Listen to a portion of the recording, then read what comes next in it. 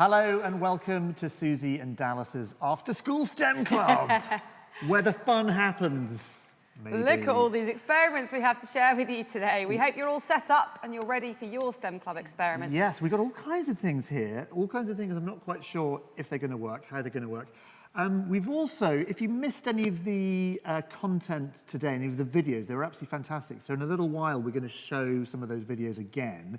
You, I believe, are going to go and talk to Matt to do Boaty McBoatface autopsy. Yes, we're going to go inside one of these amazing, I'm trying to point up at the one behind me, Boaty McBoatfaces, and see what's inside, because we've only ever seen the bright yellow shiny outside of these things. So what's inside them? Yeah, we'll see how the magic happens. Okay, before you disappear, I want you to help me with this. Yeah. We've got 2 jars here.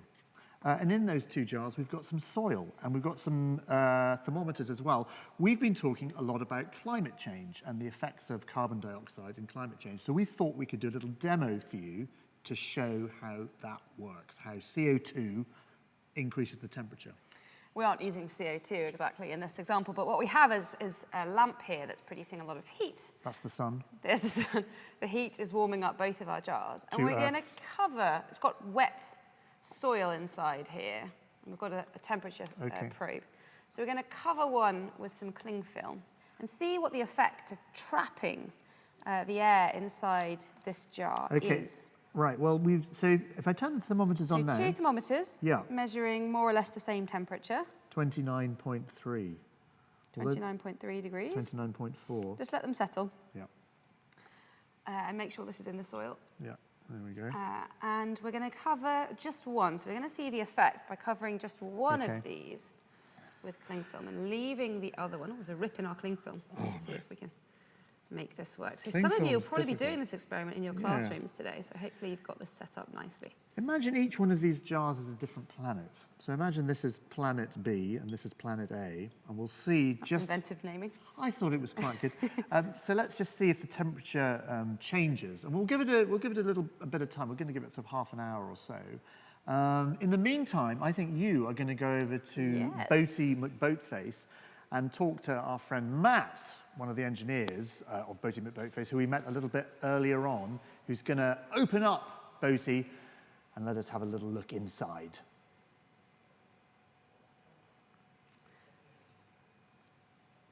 Great, here we are. This is one of the Boaties. Number 3, yep. There are many in here. But this one doesn't have the top on it. So Matt, why don't you walk us through the inside of this vessel? So normally you would have the hydrodynamic fairing over the top, so the big yellow cover that you have, that's the lid, the lid. Makes it really energy efficient when it's ploughing through the water. But we've taken the lid off now so we can show you what's inside, and it doesn't work the way many people think submarines work, or the larger submarines that you might know more about work. So at the front here, we have our sonar. So this is what we call the obstacle avoidance sonar, and it's got four elements which transmit acoustic sound waves, which tell us whether we're going to come across something, an obstacle.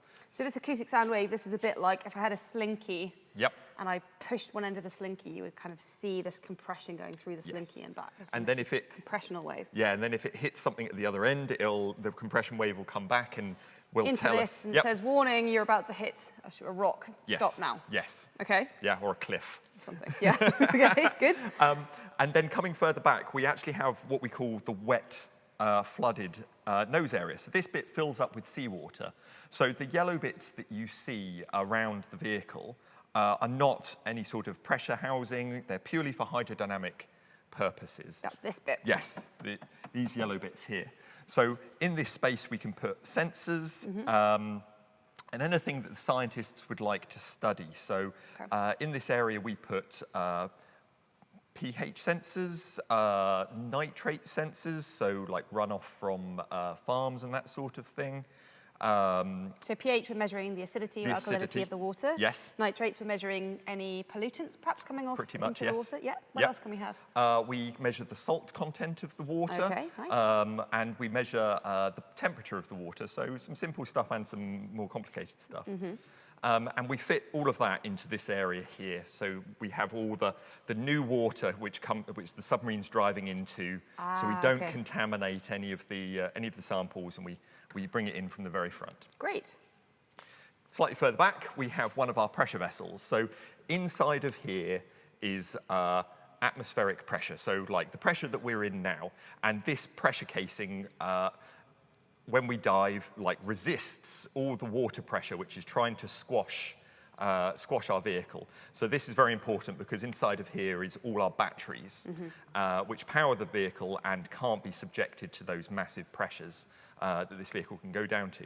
And this can go down to 6,000 meters. 6,000 meters, which is a lot of pressure. Which is a crushing pressure. A crushing pressure. So this is an incredibly thick piece of metal that's just protecting us. Yep. Nice, okay. And it's watertight too. And it's watertight, yes. So this keeps our batteries nice and safe. We then, coming to the middle of the vehicle, we have what we call, this is our buoyancy. So this vehicle in air weighs 700 kilograms. But when we put it in water, it only weighs 2 kilograms. That's because this syntactic foam that we use, which is little glass beads holding little trapped bits of air, helps displace more than it weighs of the water. And I think you've got an example Yeah, here. so this is exactly the same material Yes. that is in here. This is full of these little glass beads. If this was water, it would be much heavier, or twice as heavy as it is. Twice as heavy, So because yes. this is lighter than water, it means that it wants to float. Yes. And so what we're doing here is using this material to offset the weight of the rest of the vehicle. Exactly, yeah. So that it doesn't weigh very much in the water. No, it weighs almost nothing. And why is that important? Why do we want it to weigh? So it weighs that weight because then it makes it much easier and much more efficient for us to propel the vehicle underwater. So we're constantly trying to push the vehicle underwater. So much like some other submarines, or unlike some other submarines, I should say, we don't have ballast tanks. So you may have all seen in the movies when the submarine wants to dive, blows the ballast tanks, it takes on loads of water, it lets all the air out. We don't do that with these submarines. We have them ballasted already, so finely ballasted that we can just push them under the water with our finger. And we'll get to that when we get to the back of the vehicle about how we push it down with the propeller. And so if you start pushing it and you use your propeller, it's very easy for it to sink. Very, very easy for it to sink. And then easy for it to rise again. Yes, yes. Great, so that's all this stuff. That is this yellow stuff. What's under here? So under here is the brains. This is the navigation and all the electronics that we have in the vehicle. Okay. So in here, there's a compass. So that's how we navigate. We very simply, much like you might have from a handheld compass, we orientate ourselves relative to the magnetic field of the Earth. And we know which way is north, so we know which way we're going. Okay, and there's no magnetism from the rocks around you that might mess with your calibration? So we calibrate ourselves whenever we move to a new area. So every time we launch the vehicle, it does some squares and some straight lines to calibrate in the magnetic field of the local area. A bit like our phone, when you need to recalibrate it, you rotate it You've got to along do the that different figure axes. of 8 Yeah, shape, exactly. yes. So this does a similar thing. Yes. Got it. And then underneath this, we have what we call, it's got a very complicated name called a Doppler velocity logger, which the simple way to describe it is it measures the speed of the water around us. So we can tell how fast we're going through the water. And that's like our speedometer in a car. So we know how fast the sub is going through the water around it. What about if you enter a region where there's a really fast current going in one direction, like a... So, then the water's going to be moving faster relative to you, and so how does that work? So the water moving faster relative to us, fundamentally, the submarine will eventually go backwards if it's moving faster than we're propelling it. And you get that quite a lot in high tidal areas, which is like off the coast of the UK, down by Plymouth and the Scilly Isles and towards Ireland, you get such high, fast-moving currents that the vehicle during peak tide times will go backwards. But as a result, you're measuring quite fast velocities, but you aren't going that speed relative to the seabed. No. Only relative to the local water. Only relative to the local water. And that introduces navigational Yeah, that's what I was thinking. That sounds challenging. Yes. Okay, yes. navigation, let's hope we don't lose one. Yes. Back here again, this is flooded again then, It is. This section is flooded. We can put more sensors back here if they're not as sensitive to the requirements of being at the front, needing fresh water. Yep. We've also got what we call an acoustic beacon. So when the submarine is underwater, we can communicate to it using, again, acoustic pressure waves that Slinky If we produce pressure waves in a certain combination, we can tell the submarine what to do. Nice. So you might think of that as our mobile phone for the sub Yeah. under the water. We can get text messages through that. We can't make phone calls, text messages only. But a lot of this is autonomous, so hopefully Yes. it goes off and does its own thing, and it Yes. doesn't need you to constantly Very log much in. so. Tell me a little bit about the corrosion of seawater. Do you find any corrosive effects on the Yes, internals? so we have these things called anodes. And these anodes are very similar to what you would find on a ship or another device, because salt water corrodes metals. And so the best way to protect a metal is to put another metal next to it, which corrodes more. Yes. So we have sacrificial metals protecting the main metals Got it. of the pressure vessel. So these bits of metal will slowly dissolve in the water rather than in our important bits of metal dissolving. Great. Okay, so what else have you got to show me? So at the back, we've got all our communications. So when the sub is on surface, we navigate very similarly to everyone else. We use GPS. Unfortunately, GPS does not work underwater, Yes. which is why we use a compass. But when we're on the surface, we get our position from the GPS.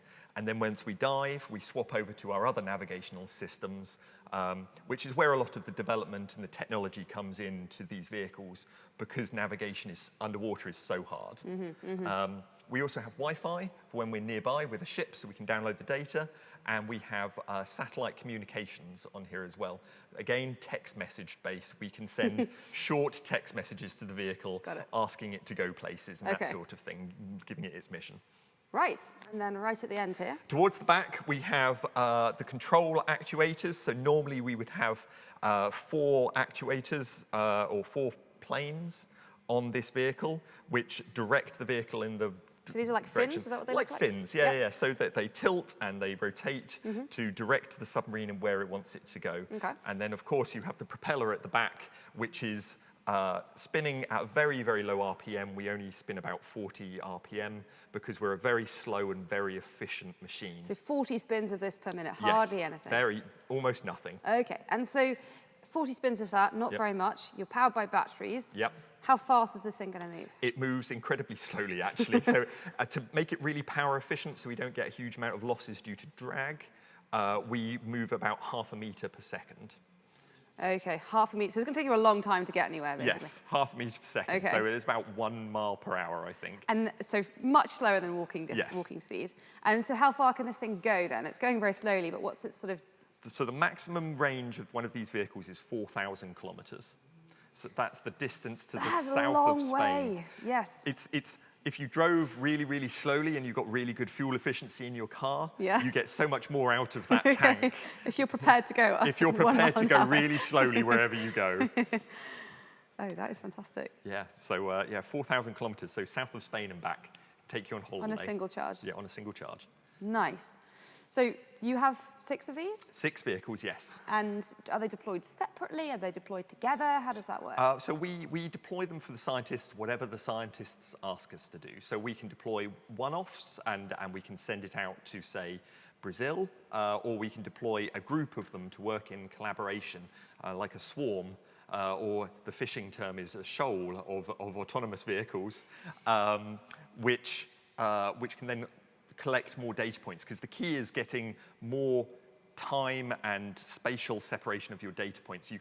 You being in one location, you can only collect one data point at a time. Now, if you have a whole fleet of vehicles, you can collect data points from each of those vehicles and you get much better understanding of the environment around That you. starts to get really complex, presumably, though, because if I have 6 of these, Yes. and one is in front of the other one, Yep. then the sonar coming from this one is going to say, warning, you're about to hit an object, and it's going to stop, So that must be quite complicated to try to make sure that that doesn't happen, that your vehicles understand where the others are. Yeah, the mission planning that we have works around that. So it's almost like flying planes, like you have your lane, or driving a car. Yeah. The vehicle has its lane, and we try and keep it stick to its lane. So normally they're like next to each other, flying next to So each we're other. doing slow motion red arrows, that's Yes, what you're telling me. slow in motion essence. red arrows, and the occasional loop the loop. Yeah, nice. That's super interesting. So how many times has this one, for example, been deployed? So this one has been deployed, I'm trying to think now, At least 20-ish times. Okay. We reconfigure them based on what the scientists request. So different sensors on board, a different mission kind of parameters, depending on which bit of science the scientists would like to do, whether that's plastic monitoring, whether that's looking for fish and the health of our oceans, or carbon, like CO2 absorption in our oceans for the climate change as well. So they spend a lot of time in the hangar getting reconfigured. Yeah, I'm sure. For the mission, and then they spend 6 months on a mission, and then they come back in and get reconfigured again. And so do they get launched from your research vessels, or do they get launched from the shore? How does that work? We can launch them from our research vessels, or we can launch them from shore. Okay. These vehicles are specifically designed mainly to launch from shore, because then we don't need to burn a huge amount of oil and gas Getting them to the location. Yeah. The great thing about these vehicles is you can launch them off a beach, they can drive to wherever they need to go to, they can do their science there, and then they can drive home. And we never need to get in a boat once. Yeah, this sounds fantastic. So for those of you who get seasick, it's a great... Yeah, this is sounding like the future of sort of oceanic exploration in some senses. It very much is, yes, yeah. To help keep our carbon footprint down, it is, it's a very important development. Great. All right, well, thanks so much for sharing this with me. This is fantastic. I've learned a lot about these things. I hope you have as well. I think we're going to head back to Dallas in the studio now to talk a little bit more about some of the videos that we're going to play for you. Dallas. Yeah, thank you very much, Susie. Thanks, Matt. That was excellent, having a look inside Boaty McBoatface. Now, our two little planets, our two experimental planets that we've got going on our desk here, just to remind you, this one with the cling film on is our Earth, and the cling film is representing the greenhouse effect, if you like, so all the greenhouse gases that are causing the Earth to heat up here, and this one doesn't. This is our control planet, if you like. Inside, there's a little bit of damp soil, and I've got my thermometers. Let's just have a little look. They've been going for about 10 minutes now, and if I turn them on, wow, look at that. You can see the control one without the cling film is 30 degrees, and the one with the cling film is 33.1 degrees. So you can see it's sort of mimicking the greenhouse effect very nicely. In fact, it's starting to get a little bit foggy. You can see condensation on the inside. The condensation, exactly. We'll keep this running, I think, yes, for the rest of our session. Right, we've got a few videos we want to show you. These are some of the videos that we had throughout the day today that you might have missed. That were so good, we didn't want you to miss them. So we're going to show you a few of them again. Our first one was our friends at BBC Autumn Watch, and they had a little welcome video for you to watch. So here we are.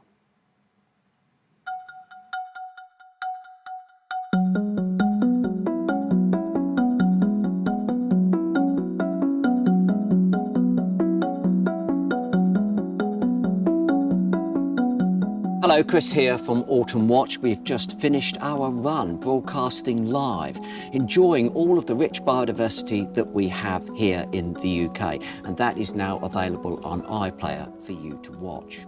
Now, I don't need to tell you that the world is facing a few problems when it comes to its richness of life and its climate, and it's essential that we do everything we can to protect our forest, our ocean, our icy deserts, our sandy deserts, all of our habitats. And that's what you're going to be learning about today on our Protecting Our Planet Day.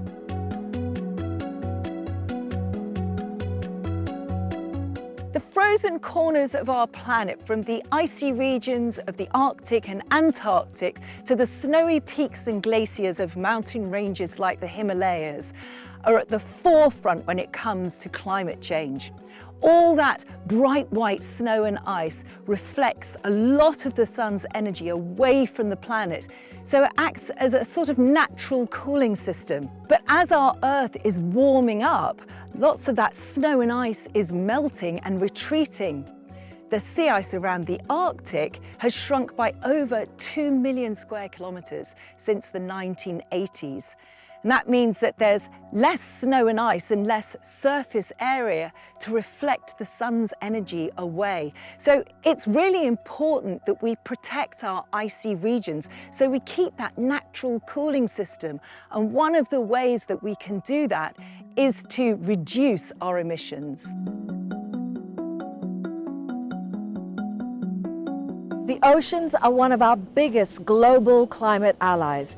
That's because they soak up some of the carbon dioxide that gets released into the atmosphere from burning all the coal, oil, and gas. Just like a sponge, as more and more carbon dioxide gets released into the atmosphere, the oceans soak up more and more of that carbon dioxide. But as our planet warms up, so do the oceans, making them less able to soak up that excess carbon dioxide. So, by limiting future emissions and warming, and by protecting the huge diversity of animals and plants that live in the ocean, we can keep that big climate ally fighting on our side.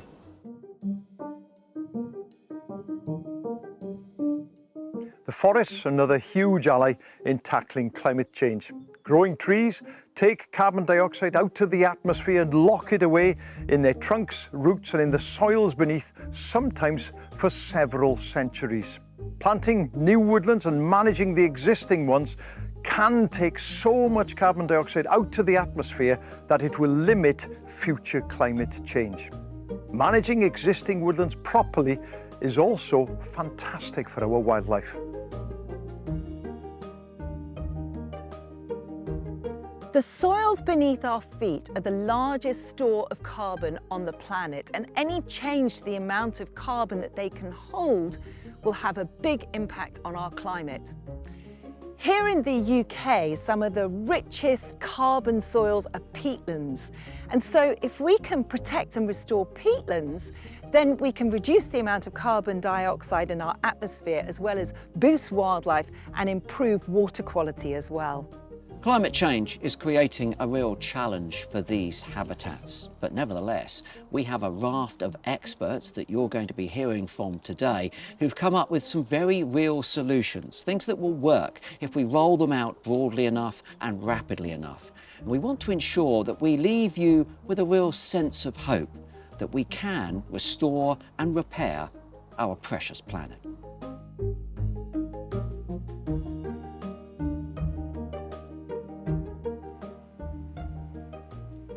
Thanks, Chris. Yeah, I hope you've enjoyed our raft of experts that we've had today. I hope you're feeling hopeful and inspired to do great things. I hope you're doing fun experiments at your school or wherever you are. Our little greenhouse gas experiment is working nicely. Look, 31 degrees on our control, 35.6 degrees in our greenhouse effect. Good, we'll keep that one going. Yeah. In the meantime, this could be another experiment that you're running. I don't know what you're doing at your school, but this is another one of our suggestions. This is looking at buoyancy, because we've been talking about Boaty McBoatface earlier, the submarine, and its buoyancy. And so here we just have a very particular creature in here. It's some kind of jellyfish type Some kind of thing. jellyfish. Can you see that? We'll just hold it up to the camera. Where's our camera? Oh, there you go. Oh, there we go. No, we're over there. No, you're there. I don't know where you are. Anyway. We're there. lost. And this one just has a tomato ketchup packet in it, so you could have either of these. And what you'll see is that as I squeeze the bottle, I'm going to increase the pressure inside the bottle. This thing has a bubble of air inside it, this pink creature. Yeah. As we squeeze it, we're going to squeeze that bubble of air. It's going to take up less volume, and so my object here is going to sink, hopefully. Ready? Can I have a go? Yeah. All right, you do it. Let's have a Let me look. see. So all I have to do is squeeze this. Yeah, there it goes. You can there see it it go goes. all the way past your hands down to the bottom. That's nice. Okay, you have a go with that one. I'm going to try Let me try this one, because I the love ketchup, because this is something that So- you might have in your cupboard. this. So I'm A squeezing little it, so I'm sachet. increasing the pressure. Increasing the pressure inside it. You're squeezing Look at the that. bubble of air, and the bubble of air gets squashed down, so it displaces less water. Right. So it goes down. You have to use a bit more muscle with the ketchup. See if I have enough muscles to make this work. Look at that. There we go. Put the lid on tightly, by the way, if you're going to do this at home. I'm so tempted to I know, take don't take the it. lid off. There we go. So a little bit of an experiment. That with is an buoyancy. easy physics experiment It that you is. can try wherever, just using a bottle and a ketchup sachet. Right, we're joined also not just from our friends at Autumn Watch, but our friends at Blue Peter as well. Yes, we both got a Blue Peter badge, and this Yeah. is awarded to you. Have a look at this. If you are interested in conservation. Yeah, let's see what Blue Peter have to say.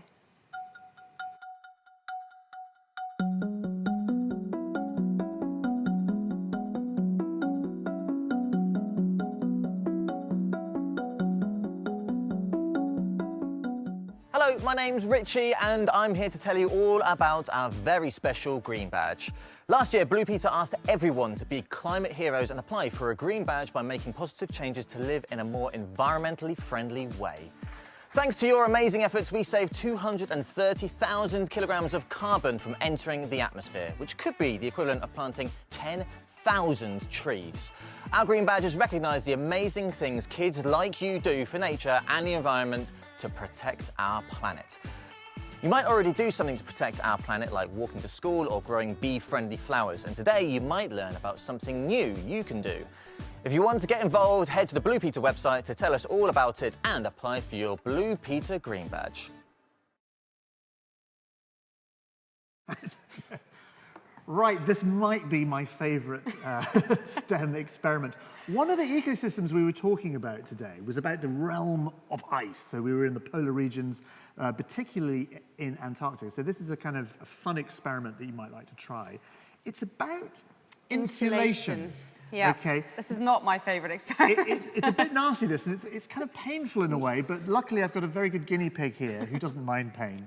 Right, what we've got here is a bowl of water, and inside the water we've got lots and lots of ice, so it's very, very cold. Now, if you put your hand in, you'll get to a point where you can't stand the cold anymore, and you're just going to want to pull your hand out.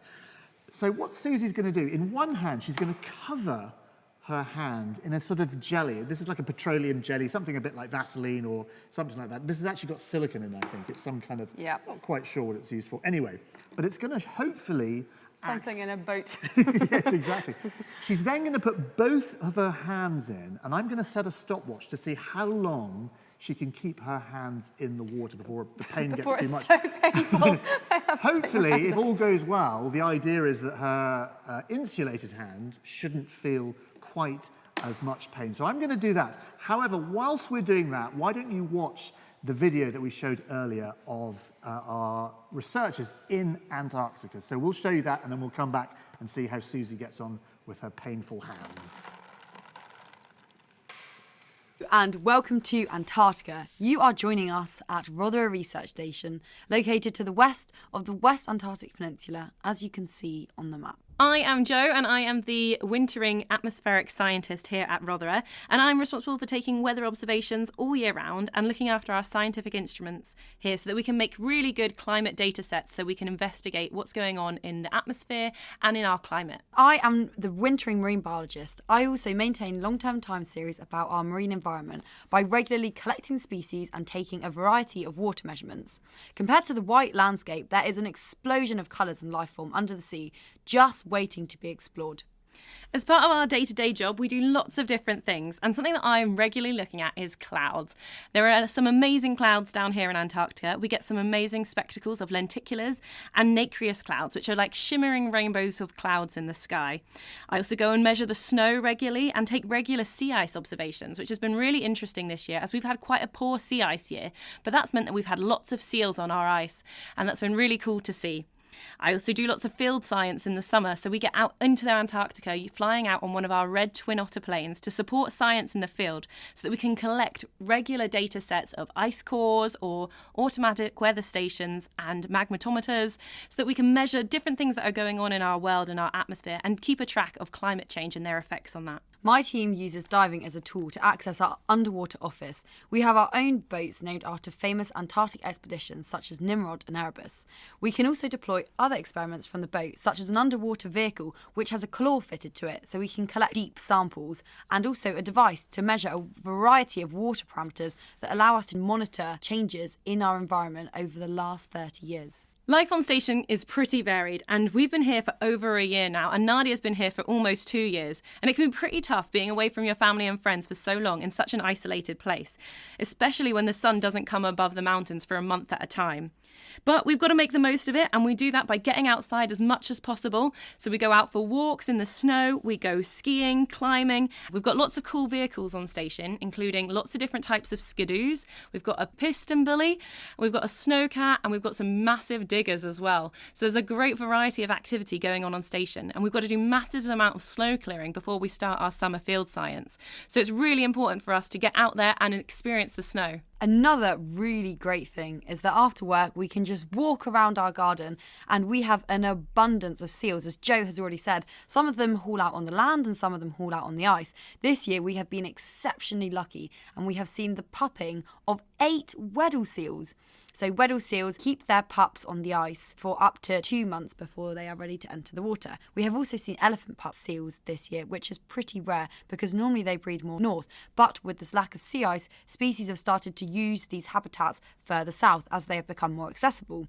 We also get orcas and humpback whales that frequent our waters, so they are just like our local inhabitants as butterflies and bees would be back home. So when Nadia's out in the water, she's got to be really careful because it's super cold in there. But we also have to be careful out of the water as well, because the snow and the ice that we get around here can be really treacherous. Lots of people can experience cold injuries, so we've got to make sure we wrap up warm. So we wear massive down jackets and really big boots. The boots we wear are really specialised. They're actually from Canadian oil rigs and are made to be for minus 100 degrees Celsius. And although we don't get temperatures like that down here, they're really good at keeping your toes nice and cosy. We experience really high winds throughout the winter, so we've got to be really careful of getting cold. And I wear a dry suit made of neoprene, but underneath it, layers that are equivalent to a sleeping bag. I then wear mitts, so I look a bit like a crab, and a very thick hood. Along with this, we have thermal layers underneath, so we are well protected in the minus 1.8 degrees Celsius water. My work is important because we are able to detect the changes in our local environment by having a presence here and having a team that continuously conduct environmental and biological research. So this will allow us to contextualise how global changes will impact species in their environment. And then with this information, we can then put the most appropriate conservation measures in. For example, our work has already shown that due to increasing temperatures, we have less and less sea ice. So as a result of this sea ice is not trapping icebergs in the sea ice as they would in the past. Therefore, we have more and more iceberg movement. So therefore, this scouring action on the seabed is increasing. We are also documenting how the melt of glaciers will impact the surface layers of the waters. The changing climate through global warming and various other elements and natural cycle of the atmosphere has already been seen here at Rothera and Antarctica and beyond. Having a presence down in Antarctica is really important. It's really important for the science that we develop and this continual data set that we are able to produce. By having these continual data sets, we can look at the effects of climate change and our anthropogenic causes on our changing environment. And this can help us really inform important climate change policy and that we can drive behaviour and make improvements so that we can have a lasting environment that is untouched by humanity. And some questions that we've been asked are, how do you get food into Antarctica? We've got lots of different routes to get food into Antarctica. Our main stock of food arrives on the ship. We have our new ship, the SDA, the Sir David Attenborough, that comes down every year to restock station. This restocks us with science supplies and food supplies so that we have everything that we need to survive the winter months. Another question we've been asked is, what's the coldest temperature that we've had down here? So the coldest air temperature we have had this winter was minus 12, but the winter before we had minus 29. Another question we had was, how do you look at the marine biology and look under the water when there's sea ice? That is an excellent question because for certain periods of the year, the sea surface is actually frozen. So we have to use a chainsaw to cut holes in the ice to be able to access our underwater world. Welcome back to our laboratory. If you think that's cold in Antarctica, we're recreating those icy temperatures here. So Susie has got both of her hands in a bowl of icy water. Yes. One of her hands is covered in a kind of gel, Grease. mimicking what we were talking about, the sort of neoprene wetsuit that a diver might wear to keep them warm, or even something like a seal, which has a very thick layer of blubber to keep it warm. Now, you've only been in for a minute. Just talk us through the pain in your left hand. So this is the control hand. It hurts a lot. I'm not joking. This really hurts. What kind of pain? It's quite sharp. Like quite sharp Yeah. pain. What about your blubbery hand? Yeah, still. Okay. Which goes to show our experiment has failed. All I will say is that I think that the seals have a thicker layer of blubber than my right hand. I'm going to try it because it can't be that painful. Go on. Okay, I'm going to see how painful it is. It's going to start hurting in about 10 seconds. That is really painful. That's really painful. That's a really specific kind of... Imagine the most awful pain ever. Very sharp. Yeah, it really hurts, doesn't it? I would say don't try this at home, but I think you probably should try it at home just so you can experience some of the paint. Anyway, that's a really fun experiment. Have a little go and see who can last the longest, and try different things on your hand. Try putting gloves on. Insulate your hands, see if one of them can last longer. It also kind of expresses the reason why, in the video we just heard, they're wearing all these layers. The temperature, water temperature is minus 1.5 degrees, I think, in Antarctica. This is at 0 degrees, roughly. So it's slightly cooler in Antarctica. They wear massive sleeping bags underneath their diving suits, so maybe I needed more protection from this than I had. That's what you need. But this is a really simple, fun experiment that you can try at home. I mean, when you say fun. Well, fun, it's not fun at all. It's awful. Let's just have a look at our experimental planets and see how we're doing. This one, you can see all the water vapor. Now, water vapor is a greenhouse gas, and you can see all the condensation. There's a big difference in the temperature. So they've had the same heat on them. Our one without the cling film is reading 35.6 degrees, and the one with the cling film is a lot hotter, 39.2. It's mimicking the greenhouse effect. It's exactly what's happening on planet Earth, which is why it's warming up. Right, we've got another experiment coming up. Susie is just cleaning all the gunk, the mystery gunk from her hand. The other place we went to today, we did the oceans, we've done that. We did the oceans, ice. Forest, that's where we want to go to next. We don't actually have the forest video, but we do have kind of a forest experiment that we're going to show you the effects of terrain and forestation. And so some of you might be doing this experiment as part of your STEM club activities, actually. Can you talk us through what we've got here? What we have is 2 ramps. So what we'd like to do is kind of see the effect of having obstacles in the path of our water. So if we had tree roots, for example, let's have a look and see what different terrain does to the flow of water. And so we have something to stop the marbles at the bottom so they don't go shooting off. Our water is going to be these marbles here. So if there's nothing to stop my marbles, they're going to fly straight down the chute. I'll hold both of these. Are we going to do a marble each and have a sort of race? We could do, actually. That's a good idea. Let's try that. So imagine the marble is rain. Water, yeah. Now, it's interesting, actually. So this, for example, one of the problems with building cities is that we clear a lot of ground, and deforestation obviously clears a lot of ground. So let's just see. So here's our lovely forest and everything else. We'll see. Maybe some agriculture, some ploughed fields and other types of terrain. Yes, I'm not quite sure what the fake fur is in our sort of analogy, but we'll have a go. OK, in 3, 2, 1, go. Actually, yours got stuck entirely, didn't it?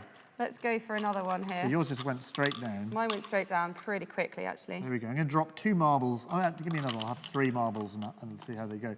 It's quite a good idea, and you can do this at home or at your school with different materials and actually just see what materials hold up your marbles/water the most. OK, in 3, 2, 1, and off they go. There we go. A couple of them are permanently stuck, and the others took longer to go down. So when we have things like tree roots, they can protect from runoff of water straight down into the rivers. Yeah, so if you're doing this at home or at school, try different materials and also time your marbles. See what materials hold up the marbles the longest. Or if you want, you can actually do it with water and try it with water and see how you get on. That sounds appropriately messy. There are 2 marbles on the floor down there, which are really worrying because some poor scientist here at the National Oceanography Centre is going to trip on them, so we have to remember to clear those up. Right. Yes, and if you do this at home, please clear them. Please clear your marbles so we up. did forest. The other thing in our Earth section is we looked at peat bogs. Now, I found this an absolutely fascinating story. I don't think we know enough about peat bogs. No, I agree. And actually, not just the effect of peat bogs and how they trap carbon, but also more of kind of how they're embedded in our society. We had lots of amazing stories about people working on peat bogs over the years, and that was quite interesting. Exactly. So if you missed it, have a little look at this.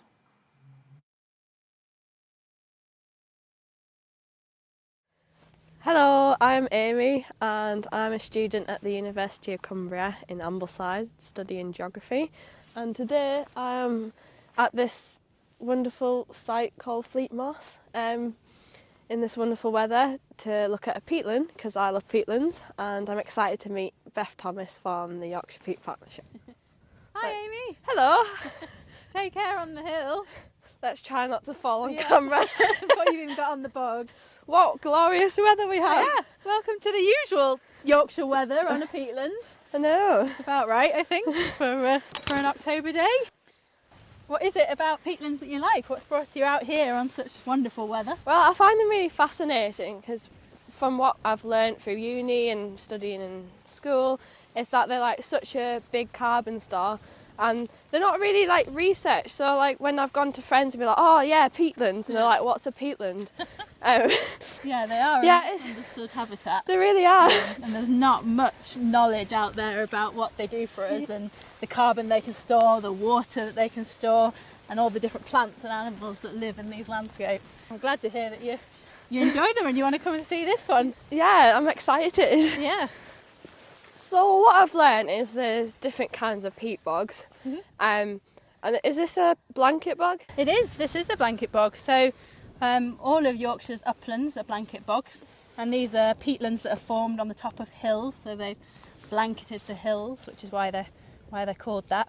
And this site, this is Fleet Moss. This is one of our most degraded sites we have in Yorkshire. It's about 166 hectares, and it's so degraded you can see it from space. All the bare peat.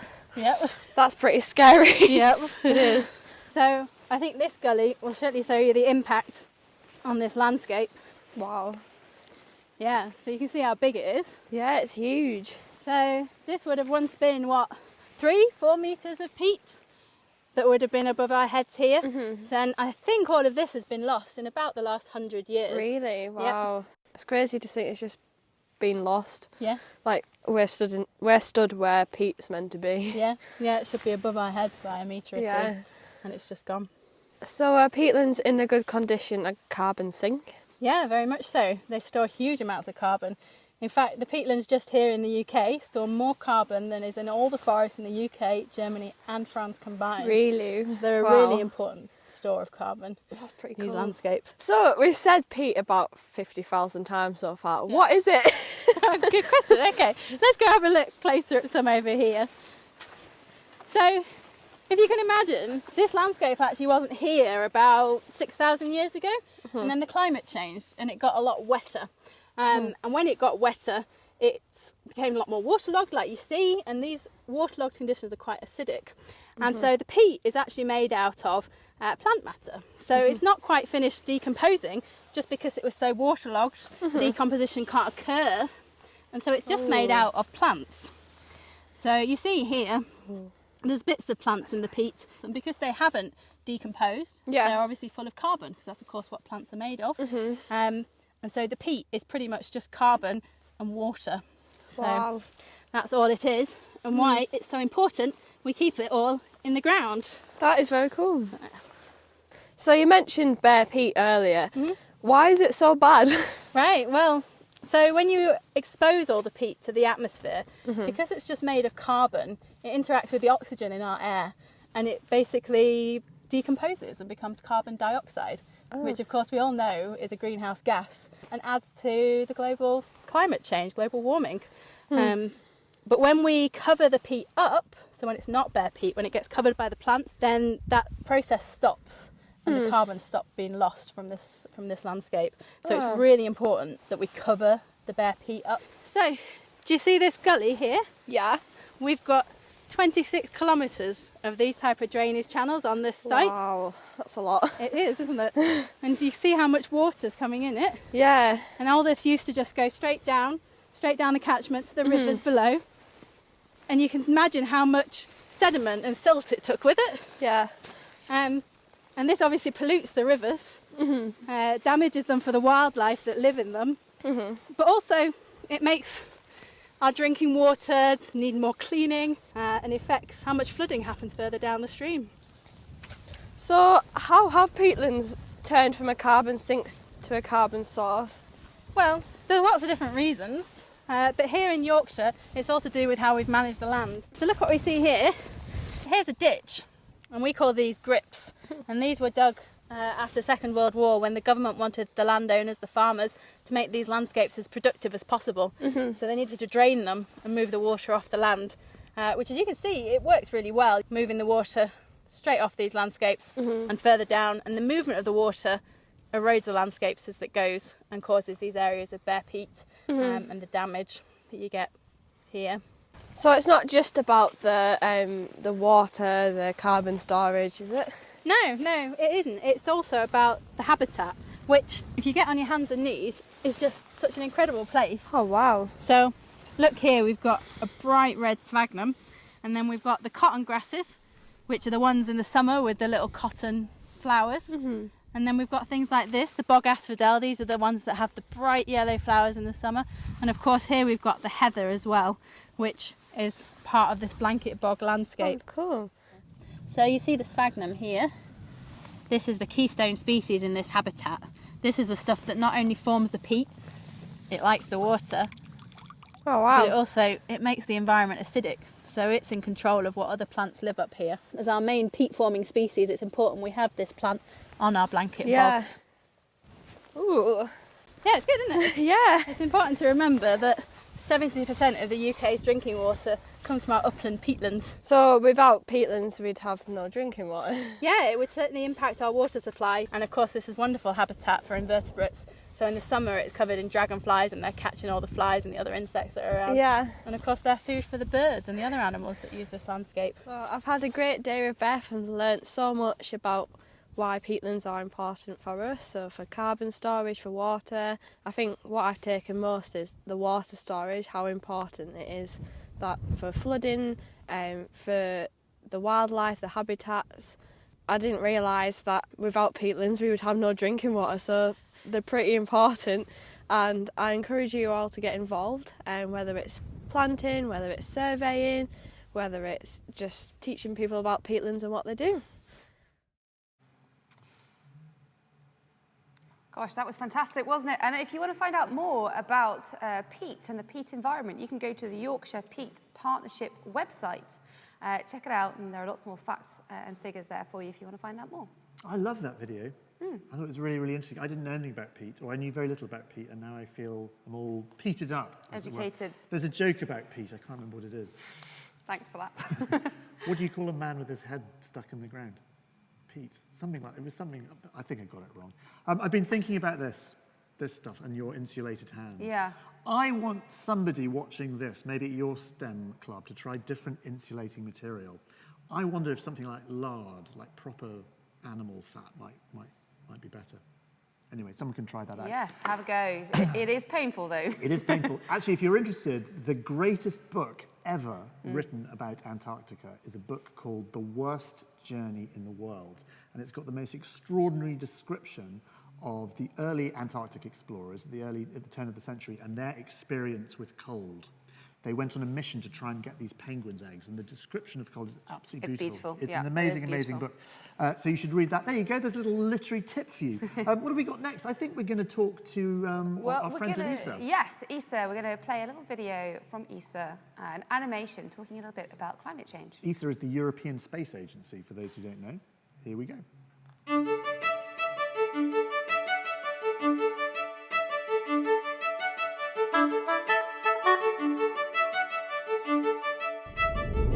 Hello, Paxi here. I bet you missed your favourite space explorer, didn't you? Today, I want to talk to you about something really important. Come with me. Can you see the thin layer surrounding Earth? It's the atmosphere. It contains the air we breathe, made of gases like oxygen. But it also acts as a protection to keep us warm from the deep cold of space and makes life on Earth possible. In fact, the atmosphere is like a greenhouse around our planet, keeping its temperature just right. Not too hot and not too cold. But what's a greenhouse? Greenhouses are those funny-looking houses with glass walls and roofs that you see in gardens and fields. They're called green because they're used to grow flowers and vegetables. Sunlight shines on the glass and warms the air inside, making it nice for the plants to grow. The glass also prevents the heat from escaping, keeping the temperature just right for the plants. Some of the gases present in the Earth's atmosphere, called greenhouse gases, work just like the glass roof of a greenhouse for your planet. They let the right amount of warmth from the sun reach the surface and trap some of it in, so that not all the heat produced by the sun goes back up into space. And this is what we call the greenhouse effect. But scientists all over the world are worried because the greenhouse effect is becoming too strong. The Earth is getting warmer and too fast. Faster than at any other time in the Earth's entire history. But why? Come with me to find out. Human activity increased the amount of greenhouse gases in the atmosphere to dangerous levels, especially carbon dioxide. How? By burning oil, coal and natural gas for energy, by driving cars, by polluting the environment with factories, and raising huge quantities of animals for the food industry.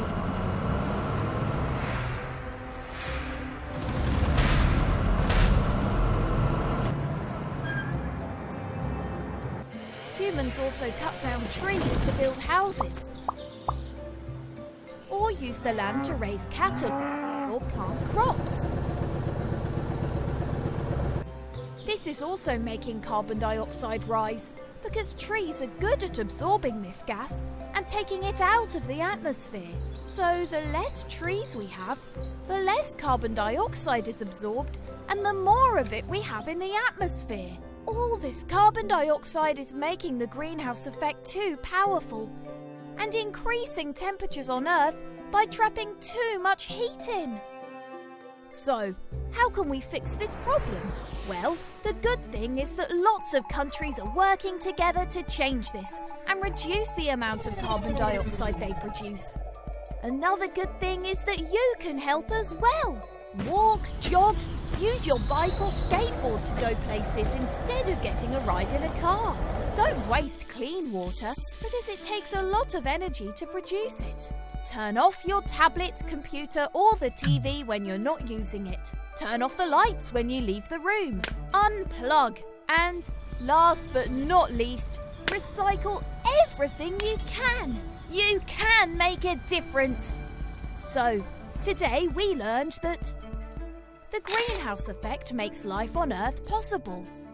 Human activity increased the greenhouse gases, especially carbon dioxide.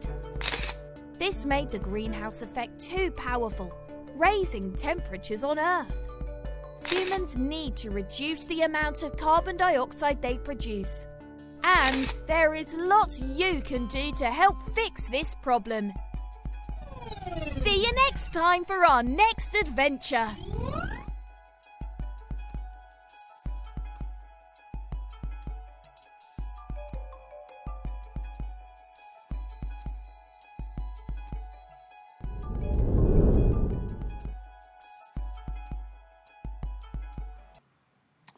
Thanks, Paxi. Even the aliens are worried about climate change. They are, they are. Nice to have a good list of things that we can do to help, though, so hopefully all of you at home can take on board some of those tips. Yeah, I think very often as well, you know, we can look at the scale of the problem and it can become almost too overwhelming, too big. But actually just doing the little things doesn't just help the planet, but it also helps change things like the companies that sell us things. They change their behavior too. So if we all do our little bits solve big problems. And look, here's our little climate change greenhouse gas experiment. Let's see how we're doing now. 38.8 degrees in our control, and with our cling film... Almost 42 degrees. Almost 42 degrees. So there you go. That's a little... You can try your own experiment at home or in your classroom. Very simple, just 2 jars of soil. There we go. Right, we've got another video I think we're going to do. Yeah, a final video talking a little bit about STEM clubs.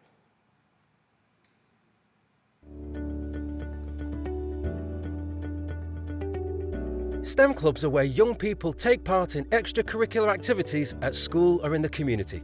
They investigate science, technology, engineering or maths. They don't have to cover all STEM subjects. For example, code clubs are STEM clubs, maths clubs are STEM clubs, and eco clubs are STEM clubs. STEM clubs allow students to learn, be creative, investigate their curiosity, and grow in confidence in their abilities.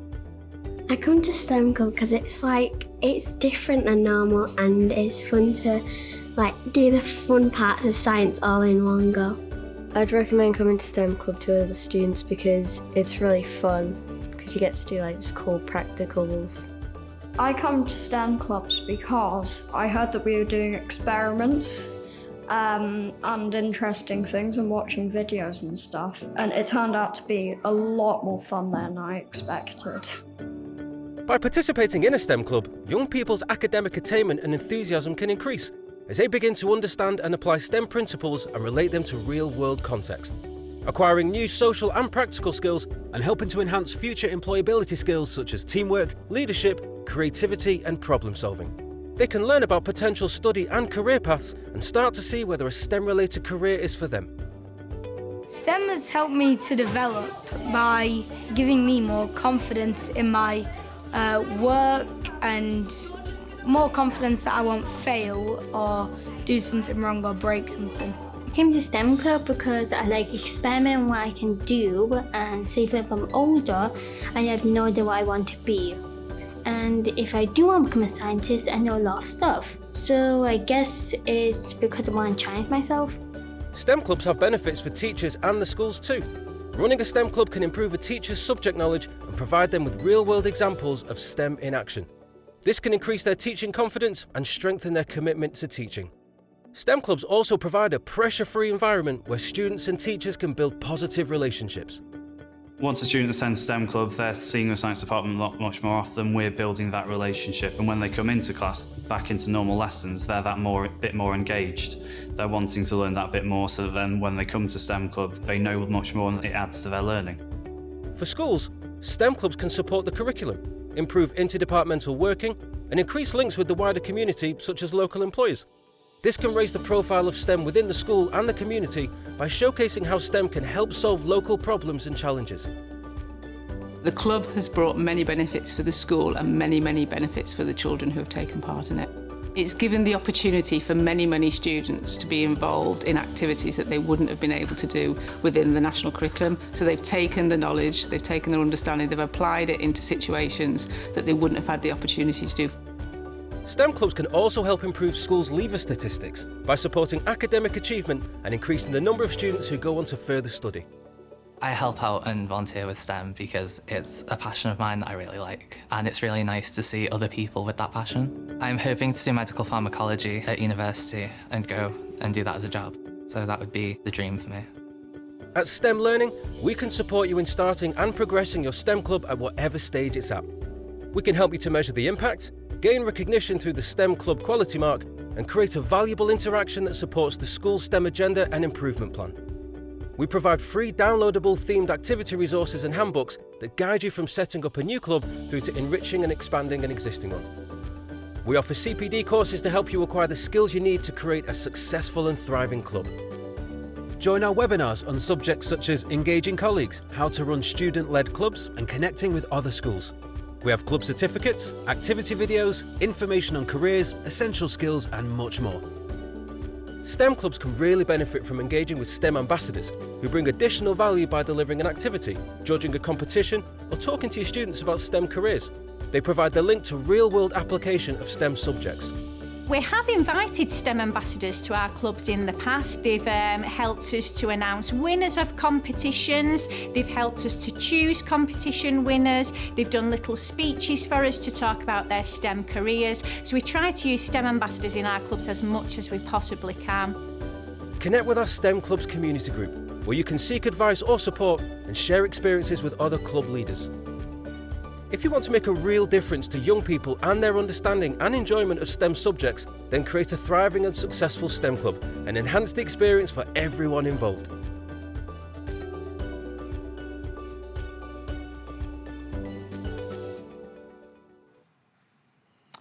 I have really enjoyed my STEM club today. Yes, and if you want to find out more, the website you need to go to is stem.org.uk for all of the resources that you just saw in that video. Yeah, I hope you've enjoyed today. I hope you've enjoyed it as much as we have. I feel like I have learned loads. Yeah, me too. Exposed to all those fantastic scientists, those people who are actually out there at the front line doing cutting-edge science has been absolutely wonderful. So just learning stuff, but also looking at the career choices out there as well has been really interesting. But I've also really enjoyed doing experiments. And at the heart of science is the idea of the experiments, trying things out, testing them, seeing how they work, getting much pain and making a mess and dropping marbles everywhere. It's a lot of fun. You get to do this for a living. I do, and I hope that all of you who have managed to stay for a STEM club have had fun over the last hour and been doing your own experiments. Please share them with us. We have a hashtag POP22. We'd love to see what you've been up to over the last hour. Yes, and I just want to say huge thanks to STEM Learning, huge thanks to the National Oceanography Centre, who have hosted us so beautifully here. Thank you to the world-famous Boaty McBoatface, who I have long been wanting to meet and finally have. And it's been great. And thank you, Susie, for being here. Thank you. Thanks to Tom and Angie from STEM Learning for organising this fantastic day today, without whom we wouldn't have had all of the amazing guests that we've had. And keep in touch, and we'll see you soon. Yes, thank you again. Bye. Bye.